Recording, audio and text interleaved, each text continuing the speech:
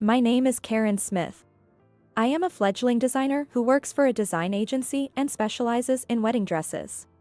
Karen, bring the fabric I specified. Okay. And please order more fabric. Understood. Even though I'm a designer, I'm still doing menial tasks and spend my days sighing as I watch my seniors create dresses. I wish I could make beautiful dresses soon too. But as a newcomer, I don't get much design work yet. I need to become a pro fast. As I pump myself up, a senior next to me chuckles softly. What's so funny? It's just, you're so you. In response to the senior's words, the other seniors around us also start giggling. What do you mean, so me? It means you're working hard. Design needs to be unique, and you're fine just the way you are. The senior says, laughing and gently patting my head. I'm treated like a kid because I'm still new, but the office has a good working environment. However, the path to becoming a designer is still long. It's a challenging profession where, even with talent, finding opportunities to showcase it is difficult. No matter how hard I work, I'm not sure if I'll be rewarded. But I have a compelling reason to become a designer. Won't make the deadline, will I? After finishing work, I return to my apartment and gaze at the mannequin, head tilted. The mannequin is wearing a partially finished dress. Actually, I'm attending a wedding in a few months. The bride is the daughter of a famous bridal company's president and a designer at the company, and I'm making a wedding dress for her. She's an acquaintance who asked me personally to make a custom dress. It's a big wedding in the bridal industry. Naturally, dresses by famous designers are prepared, and she's planning several outfit changes, with my dress being one of them.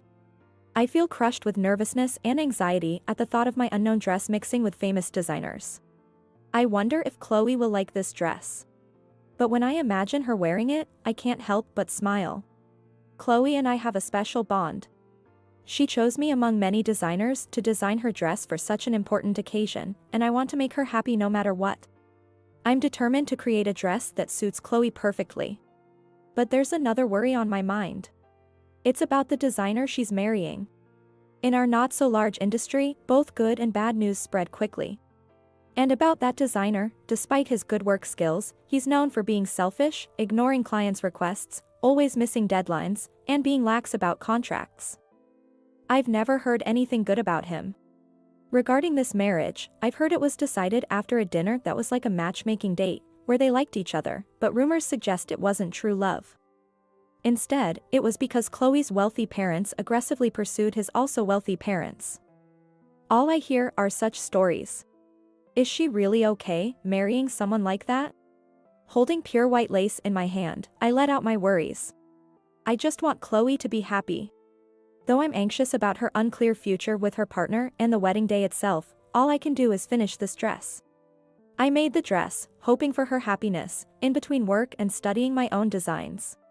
Then, on the wedding day, wearing my favorite vintage dress and carrying the finished dress, I head to the bride's room. Wow! It's beautiful. Chloe, in her pure white wedding dress adorned with delicate lace and embroidery, looked at herself in the mirror and seemed truly happy. I'm so glad I asked you to make this. Sorry for making you wait until the last minute. No, it's more than I imagined. Thank you so much. I managed to complete the dress a week before the wedding and rushed to deliver it. Until today, I worried if she would like it, but seeing her spin around and show it off, I knew my efforts paid off. This dress won't look out of place among those designed by famous designers. One of my worries was gone. But the other still remained. I haven't seen the groom around. It's been over an hour since I arrived, and I haven't seen the groom even once. When I asked, Chloe just gave a wry smile. He's running late. What do you mean? The wedding is about to start, and one of the main characters, the groom, is missing. It can't be helped. He's the match my parents chose. Maybe he doesn't care about me. Chloe smiled sadly, and I felt sad realizing those rumors might be true. Even if you owe your parents, you don't have to marry someone you don't love, right? I suddenly spoke up, even though I hadn't asked about her situation before. I thought it was presumptuous of me, but I couldn't keep silent. Hesitantly, I spoke my mind, and Chloe seemed to understand how I felt. She smiled reassuringly. It's okay. I chose this. So, no regrets. I was at a loss for words at Chloe's response. I guess you've heard a lot of rumors, huh? Chloe continued to explain, seeing my silence. This marriage was somewhat like a political arrangement. Her father's bridal company had been underperforming for years, and this marriage was to cover the losses using the groom's family's wealth. It made me wonder if it's really what parents should do. But ultimately, I was the one who decided to marry. So, don't worry. Chloe smiled confidently, and I searched for the right words to say. Just then. Hey. Is Chloe here? The groom suddenly entered the room, without even knocking. He was wearing a tuxedo, but reeked of alcohol. Where have you been until now? Even Chloe, who had been cheerful until then, frowned at his state. Ah, I was celebrating until late last night. Huh? What's with that dress? The design isn't bad, but it looks kinda cheap. Weren't there better dresses? The groom, without any embarrassment, lifted the edge of the dress and commented, laughing. This was designed by Karen here. Don't say rude things. Huh? You're telling me I paid for this tacky dress? I can't believe it. When he realized I was the designer, he glared at me fiercely. Then, looking me up and down, he laughed mockingly at the dress I was wearing. What an old-fashioned dress. You're a designer, aren't you? How can you wear something so tacky? I was speechless at his incredibly rude remarks. Got something to say? If you have a problem, speak up. Apparently, my silence annoyed the groom, and he snapped at me. So, I cleared my throat, ready to respond. This is a vintage dress designed by Julia Smith. Is my grandmother's design that tacky to you? The moment I said that, the groom's face turned pale. Julia Smith, you mean the legendary designer? You're her granddaughter? Yes. My name is Karen Smith. By the way, Chloe's maiden name is also Smith, but you didn't know that, did you? Wait, what? Chloe is from the Smith family? No way. It's true. Karen and I are sisters. You know I was adopted, right? I was sent to my adoptive parents by our grandmother because they couldn't have children of their own. Chloe's calm voice left the groom speechless. Julia Smith, our grandmother, was a world-famous wedding dress designer. Chloe and I were separated when I was 10 and she was 8.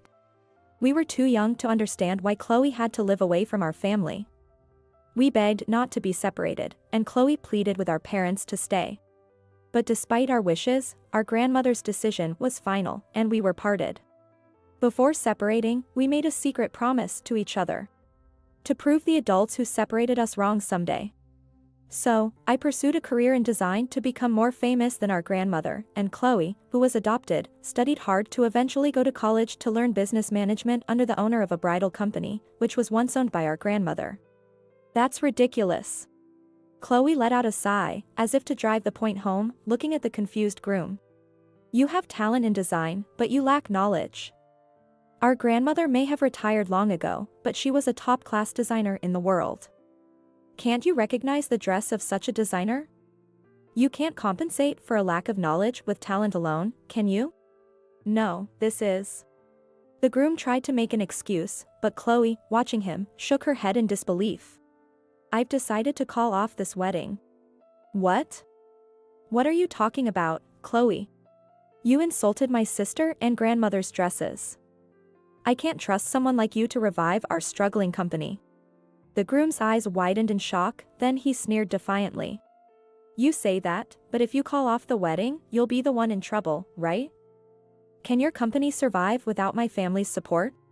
He said this as if he had one, but Chloe remained calm and continued.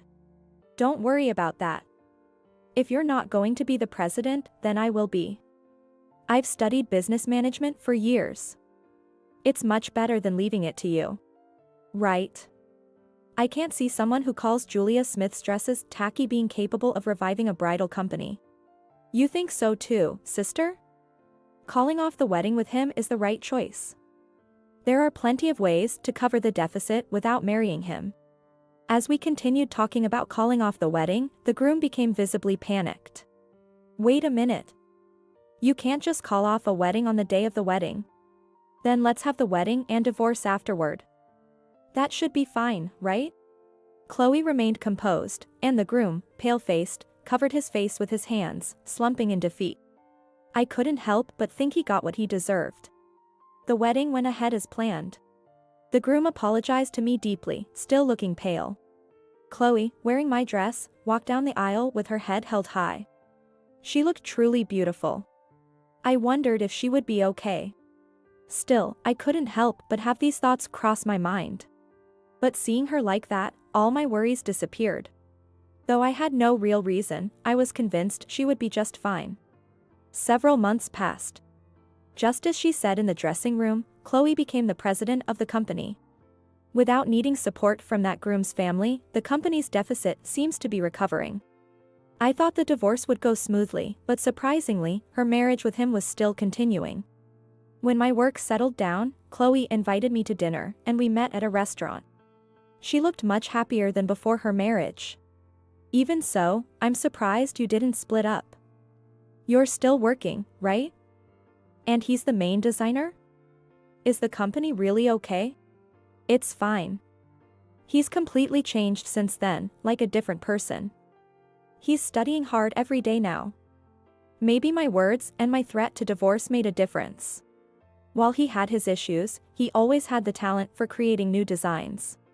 After our encounter, he seemed to have realized the need for study and effort, and Chloe happily told me he's probably becoming a better designer than before. But are you really happy, marrying someone you don't even like?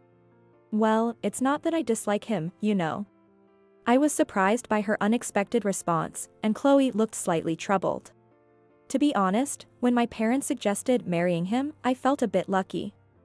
I always liked the dresses he designed and recognized his talent. He behaves properly when it counts, but you know his usual attitude? I always thought if he could just fix that part. At the wedding, I was really angry with how he treated you, and I was serious about calling it off. But after that, when I became president, he started studying earnestly and his designs improved rapidly. Thanks to you, we gained another capable designer. I really appreciate it. Hearing Chloe's words, I was convinced that both the company and he were in safe hands. You've always been so strong. It was the same when her adoption was decided. Unlike me, who just cried, it was Chloe who suggested we prove the adults wrong. I can be strong because of the promise I made with you.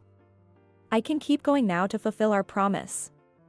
The dress you made for the wedding was truly beautiful, even more so than grandmother's. Her words made me feel so happy, I almost cried. I wonder if we can surpass grandmother. You're sounding uncharacteristically timid. Now that I'm the president, it's time to make your name famous. Get ready for a busy time ahead. We looked at each other and started laughing. Then, we gently reached for our champagne glasses. Here's to your company and married life. And to you surpassing our grandmother as a designer. Cheers. We toasted each other and finished our dinner. I wondered how we would be the next time we met. Imagining our future, I couldn't help but smile.